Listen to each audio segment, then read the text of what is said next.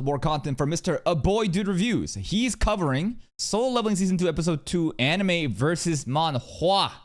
With the W. Subscribe to him if you haven't. Let's check it out. Season 2, Episode 2, You Have Been Warned. The episode begins with Yeonhu and Dongsu outside of the red portal. Dongsu has given up and assumes that Jin is dead, completely underestimating him. It's so ironic that the people that he thinks are alive are actually dead in that red portal. Dongsu is very curious on why Jin is The back muscles. They gave him bowling balls on his back here, bro. Straight up. Where's that art? Right over here. Bro has like fucking titties on his back. The back muscles in the manhwa, not as defined. It's so ironic that the people that he thinks are alive are actually dead in that red portal. Dongsu is very curious on why Jin is part of the strike team, and this man wants answers, and this dude is a brute. I mean, my gosh, his speed and strength are amazing. Yeonhu stops him and S-rank has a complete transformation. At first, I thought this was a different character, but looking at the art style, the webtoon definitely has way more defined moments, right? I mean, the anime is pretty good, but I feel like One Punch Man, it's hard to match the source when the art is so defined and so good. Even if the anime is great, I just feel like this one carries a lot more emotions. The detailing, right? Look at the amount of details here. The lines on his eyebrows, the forehead, the shading. It just looks way more sharp. Even his eyes, right, compared to here. then I realized it's the red-haired dude, so we have a sneak peek of what he can turn into. Judging by his sharp nails and his change in hairstyle, is he some sort of part werewolf, part man? Whatever the— Did we not see that in season 1? Him literally transforming into like literally like White Tiger. Like the whole guild is called White Tiger.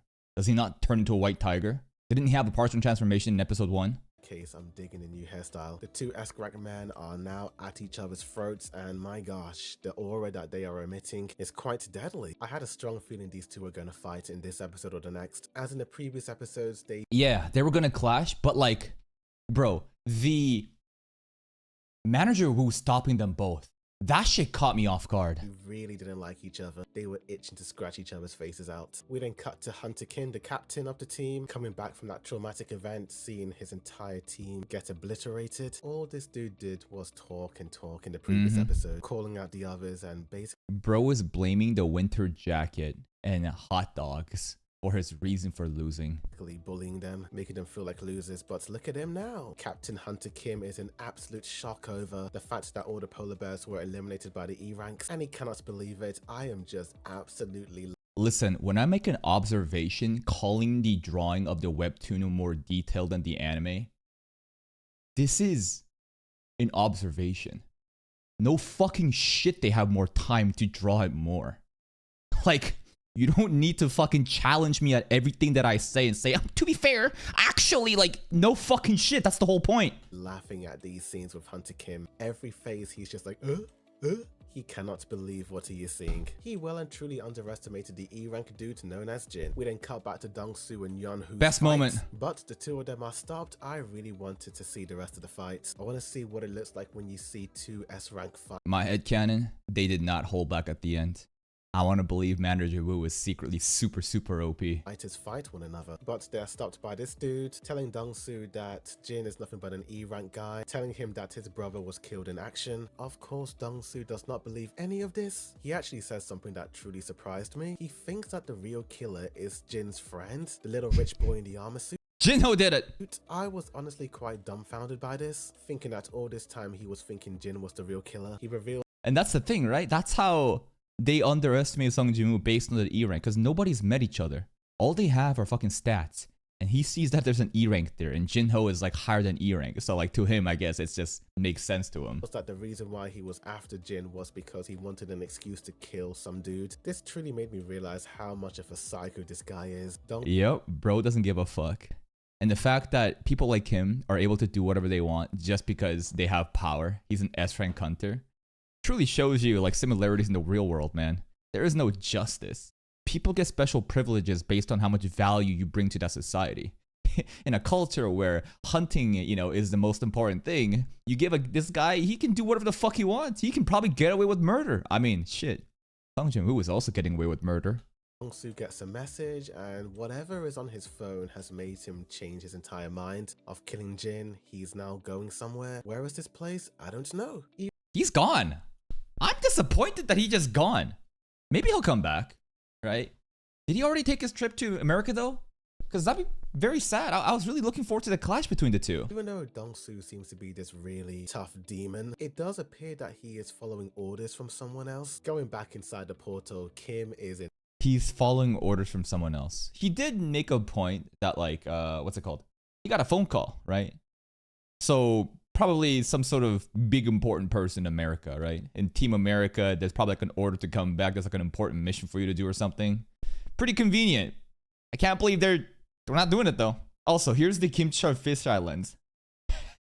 So this is not like an anime original scene. So they actually did a whole ass fish islands in the webtoon too. In absolute shock, and every time I see his face I just want to laugh. He just cannot wrap his head around the idea of E-rank surviving, and the dude goes psycho on them. While I don't like this character, and while I do think he's a crazy psychopath, you do have to understand where he's coming from. This guy is one of the top dudes. He has worked and fought alongside other top guys, so imagine how his top men get slaughtered while the E-rankers live and are happy. That truly must irritate the heck.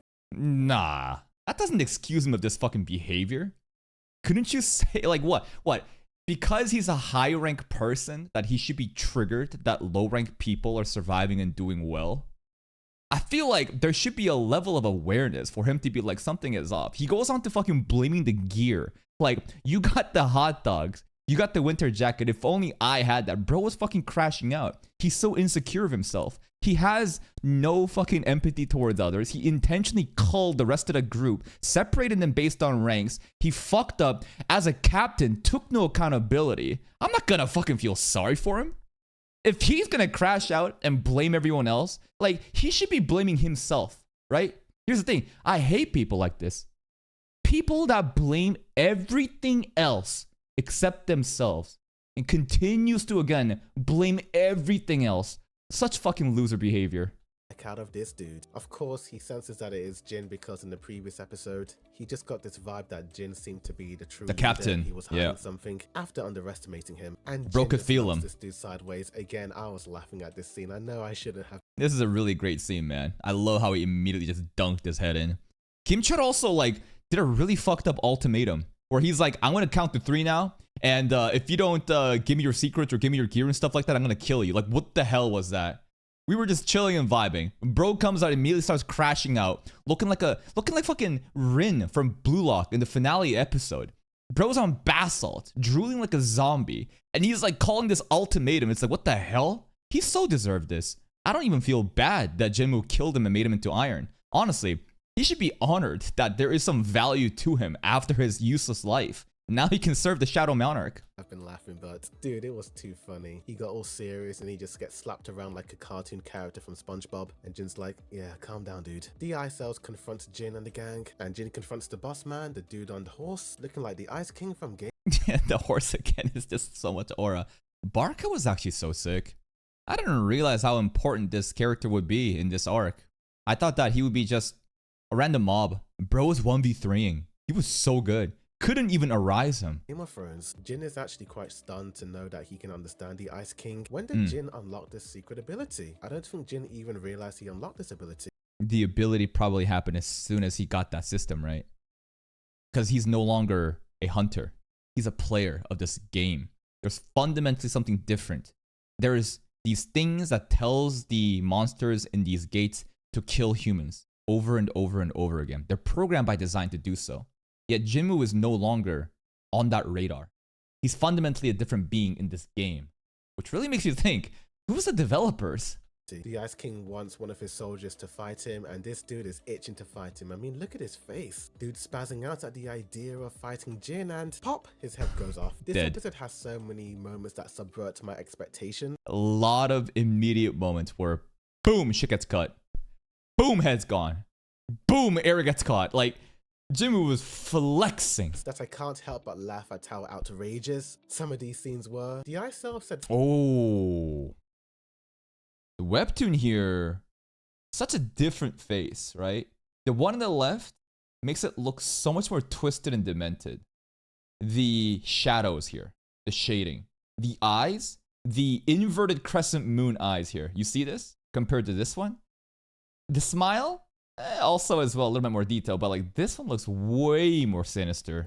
The Ice Elf said something interesting that really caught my attention. He says that the Ice Elves have a voice in their heads to tell them to kill humans, but that voice in his head isn't telling him to kill Jin. That's we know right. Jin kicked the bucket in episode 1 or 2 and then was brought back to life, but he is still human, and I have never thought of him as anything other than human. Maybe. And he is human by all definition, but he's categorized as a player. If we think about this as a video game, I think that a human like Jinmu can become a player. Therefore, he is no longer a regular human, if that makes sense. Maybe his new awakening is in some way protecting him from being attacked by people who tell them to kill human beings. Or maybe there's something more. He's about to reveal why they kill humans, but then there's a glitch. So is everyone else NPCs then? If Jinmu is a player, everyone else is just an NPC. Kind of. I don't know what that was all about. I think this plot point will be something big later on in this season, but Jin, being the go-to leader he is, does not want to give his friends up. The two of them stare down and they're about to fight. Black Soul. Very interesting scene, right, where we just heard distorted things, but that's intentional. We're not supposed to know that. It's supposed to be some sort of language that we don't even know, or maybe it's supposed to be cut out, right? What's going on? Just now he ... right? So, endgame content.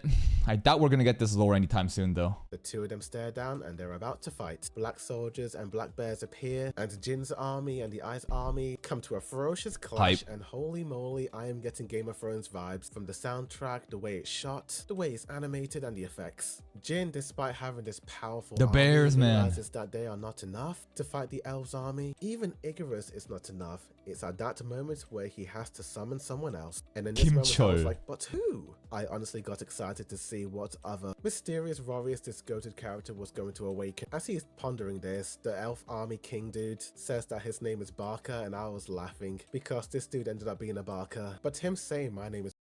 This guy ended up being a Barker. I don't get that reference. The only thing I can really think about right now is the football league. Sorry, not the league, the team. Some sort of shorthand form for a team, isn't it? I got no fucking clue.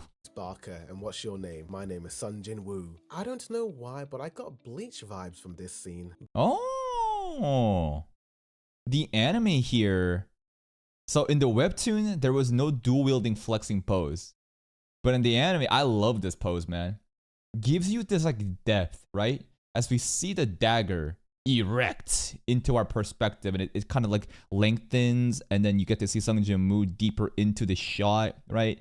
It's a cool pose, man. I love this scene. From this scene, back when Ichigo and the rest of the Soul Society are facing off the Urankars, some of the characters announce their names to their opponents before they fight. But let's get into this action scene. ReZero is also Bleach then. My name is Reinhard von Austria, Sword Saint, Elsa Granhild, Bowel Hunter. It's Bleach when we introduce our names to each other before a duel. Sequence. Holy moly. This fight is going to give Icarus versus Jin a run for its money because it had it all: the choreography, the style, the art, the colors. Really cool sequence. But Kim gets up and he wants to take down Jin. I thought in this moment Kim was going to suck up his pride and team up with Jin to No way, bro. We just crashed out at the very end too. And I love this direction. I would never want Kim Char to have a redemption, bro. Fuck that guy.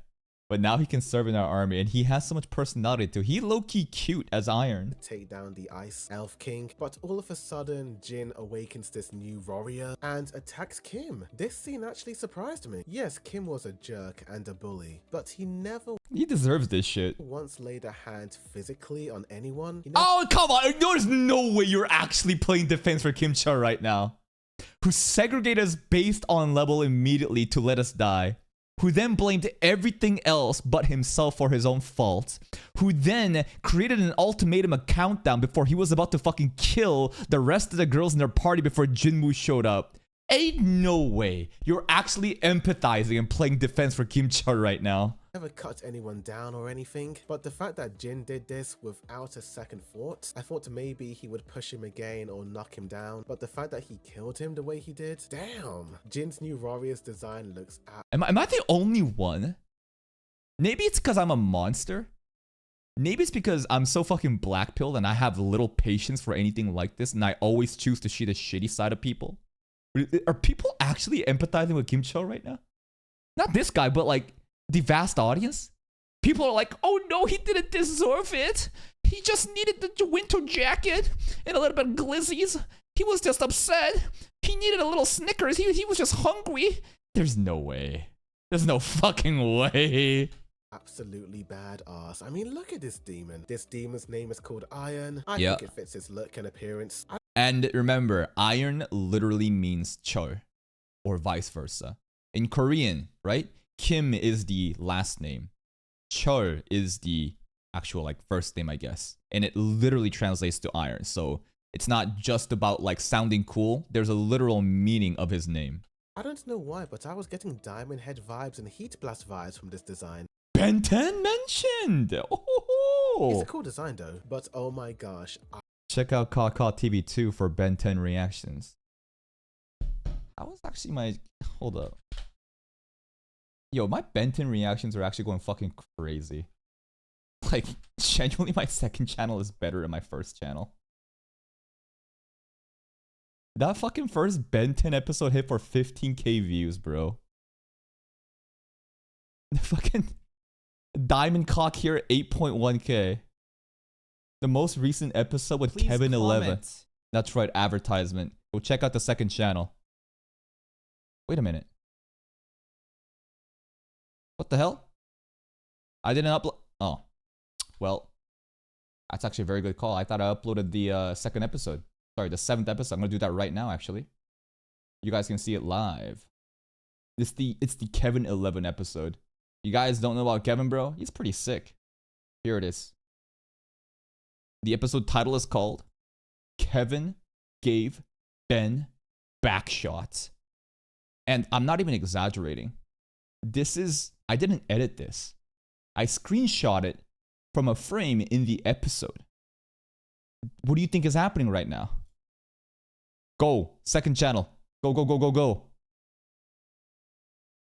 Iron versus Barker blew me away. Oh my gosh, dude, the animation looked so good. This is one of the first few episodes that I want to rewatch immediately. But in all the glitz and glamour of the animation, when on earth did Jin and his army take out the Ice Elves? Things were happening so quickly that I didn't even notice. Jin slashes him and Iron hammers him with his hammer. Teamwork makes the dream work. But It is so impressive though.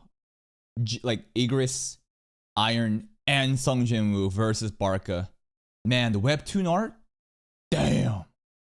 It's the way that it's like drawn. Like, I think it's definitely like these little trails of black and blue flame-like aura that's emanating off of Iron's body, right? This detail, like obviously the anime can't do it justice like the webtoon, because the webtoon only needs to focus on one frame and go fucking crack at it. But god damn, bro. And then Barca's face showing true despair. His eyes lit up. The mouth, you know, the frustration, the panic. This scene of Kim Chart is fucking crazy. Seeing Iron hammer Barker over and over again, and Bonk. Jin being a disappointed parent, telling him, nope, don't do that. Don't do that. It was one of the few moments in this series which was actually really funny. Very Yes. And this is a bit of minus aura, right? There's a very clear intent of the soul leveling anime trying to remove any slice of life moments from Jinwoo, remove any expression moments from Jinwoo, so that he remains this like cold Sigma aura forming character. The shadows as well, up until this episode, they were pretty intimidating, right? They don't really say anything. They just do their job and then they're just fucking aura farming with the rest of the crew. But as soon as Iron joined the roster, and now he's kind of like showing a little bit more personality, the caster, you know, soldiers all cheering together. Igris like being disappointed and having a little, you know, a little breath. You know, he's like sighing and he's kind of disappointed in Iron, I guess. He's like, come on, new guy. And he walks away. It's incredible. I love this. Very anime-esque humor. The gang are able to get out of the portal. It is indeed funny how Yeonwoo thought that it was Hunter Kim who was walking out with his squad, but to his surprise, it was actually the E-rankers. Of course, Yeonwoo is incredibly stunned by all this, and the person on his mind is one Jinwoo. Jinwoo has killed so many people and fought so many scary demons that him getting told off by Love this moment.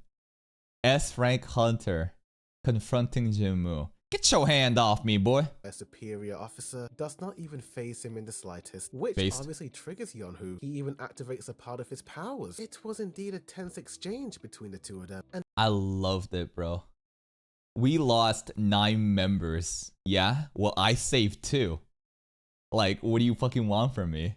between the two of them. And I can't help but wonder, will these two fight someday in the future? Maybe. The impression I'm getting is that I think we'll have like a working relationship. I don't think there's beef between these two. It's just the leader of the White Tigers Guild, right? He's a hothead. He's definitely a hothead. Got the better of him right now. But I think that he'll respect Jinwoo. It's not like Jinwoo's like an evil person either. Debatable, considering the killing. Well, he does. He kills out of necessity. He's not a fucking psychopath that wants an excuse to just go killing people like Kim Cha, right?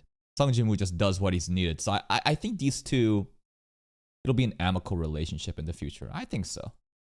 But Yeonwoo tells manager Ann that he wants him to be part of his guild, and mate, that's gotten me hyped because that means he's going to work alongside him and the blonde hair girl. It's like worlds colliding, essentially. We see I don't think Jinwoo's gonna be working in the guild though, right? There's no way Jinwoo joins the White Tiger Guild. these guys in the background, and now they're gonna finally meet one another. Jin says see you later to Han, and it looks like she's starting to take a liking to this dude. It's giving me Sword Art Online vibes when all the female characters started to fall for Kirito. As Jin drives home, he's Harem time, baby. disappointed that the only thing he was able to get was this dagger. Oh, this webtoon art. The anime here, not as much aura because he's straightened the posture, has the seatbelt. They both have the seatbelt on, but the left side, lay back, arm on the fucking driver's wheel, but also little head tilt to show the nonchalantness with the collars flapping and the hair also flapping in the wind. A lot of aura there. In the anime, not so much. You know, I feel like there should be a fucking channel that dedicates itself to just like analyzing aura. Imagine like the concept of a channel is literally what I just did. Breaking down these trivial, non-important moments, being super sweaty, and judging the aura based off of little things comparisons. I think that would be a funny concept. But it does seem like he's going down a dark path as he stares into the mirror, thinks about what he did to Kim and how he didn't seem to care. I'm starting to get worried, dude. I hope he's able to see the light, and that light be in his family. I think the light will be Chahaein. I don't think it's going to be the family. I think there's a common trope of where main character falls into the darkness. The powers, right? It's too much. He gets too edgy. He loses sight of himself. And who's there to save him at the end of the day? Some fucking girl. It's always that formula. Chahaein, I think, is the perfect girl to be positioned to do that for Jinwoo. And we get to see that she likes him in the trailer. She smells him. Whatever the fuck that means. Jinha teasing him that she's going to eat all of the food. Jin's face was covered in shadow, but the moment he heard her voice, his face was lit up by light, showing us that it is his bonds with his friends and family that could possibly save him from going down the dark path. But he and Armored Boy are ready to go on their next mission. Han is all dressed up and she got really down bad for Jinwoo, bro. She put on makeup. She changed her entire outfit too. Up until now, she's always wearing like a hood and like a hat or some shit, right?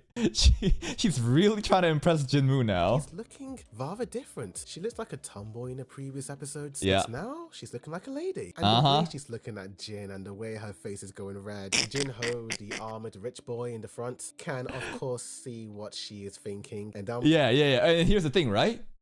Jinho and the girl they're both on the same page, right? Jinho thinks that there's some sexual relations happening. Jinmu doesn't think that at all. Jinmu, the conversation is all about like, oh, it took a long time last night. You know, I dropped you off. They're talking about you dropping her off and doing all that shit. But like, the misunderstandings led into Diddy woo, Diddy leveling. I'm like, oh my gosh, are they gonna actually go there? Isn't she like a 16, 17-year-old and isn't he like 24? Jin, And he bro said, so what? who even comments on that, and Jin is like, so? I think Jin is just oblivious as to how much this girl is falling for him. Oh, absolutely. Like, I was about to make the argument that Jinwoo is very bad at picking up social cues like this because he's always lived the life of a loser up until very recently, right? He's always been like, you know, the worst of the worst, weakest of the weakest, and there's no way that he's ever been good with girls. Everything's changed very drastically recently, so it's very feasible to assume that he has no perception on any of these things. But here's the other thing. There's a little fucking skill called perception that we level up. You would think that it would go beyond just detecting fucking mana from other monsters. But no. Social-wise, he's not really picking up on this shit. But that's how the episode ends. Overall, another great episode. I'm going to give it a 10 out of 10. Great action, great storylines. Characters were awesome again. It was a very great episode. I'm just very hesitant on giving any episodes 10 out of 10 because I don't think a 10 out of 10 exists. I think it's impossible to be perfect because a human created this. Perfection is impossible from human beings. Human beings are imperfect, irrational creatures. Definitely a high 9 point something. I just don't feel like, and that's just my standards, I guess, right? I just don't think a 10 out of 10 can ever exist, but very high 9. This is really fucking good. And when it came to comparing it with the manhwa, I do feel like they faithfully adapted it, adapting a whopping 4.5 chapters. I did notice some of the designs looked a bit different from manhwa to anime, but nothing that really bothered me, to be honest. Yeah, the webtoon art I think is obviously superior, but you're analyzing one frame of a webtoon where the artist went all out versus many different scenes that gets interlinked to each other, right? So I think the anime did a perfectly fine job. Honest, a pretty good adaptation. But tell me in the comments down below what you guys think of this episode. Did you like it? Did you hate it? Tell me. Like this video, subscribe for more. It was a brilliant episode. Also, Kai, where's Jinga? You fraud. You had Jinga on your profile picture, then you're gonna show Kai from OG Beyblade? I really like that he has Jinga in the profile picture because on the second channel too, we got Beyblade going on. The episode was fantastic. What can I really say? Please go check out Mr. A Boy Dude Reviews channel. I love his content. The first one that we checked out was here's the link, go like it by the way. The first one we checked out was a TV versus Blu-ray one, which was pretty unique, but he does like Sakamoto Days here too, right? He does comparisons of source versus original, and I think like reviews and video essay styles of going over episodes is a lot more fun and engaging when it's a bit different from just like you're just like yapping and summarizing the episode. It's a little different that like he's bringing in the OG source material along with it and just kind of covering it and then giving his opinion on that. Anyways, go check his channel out. See you next time.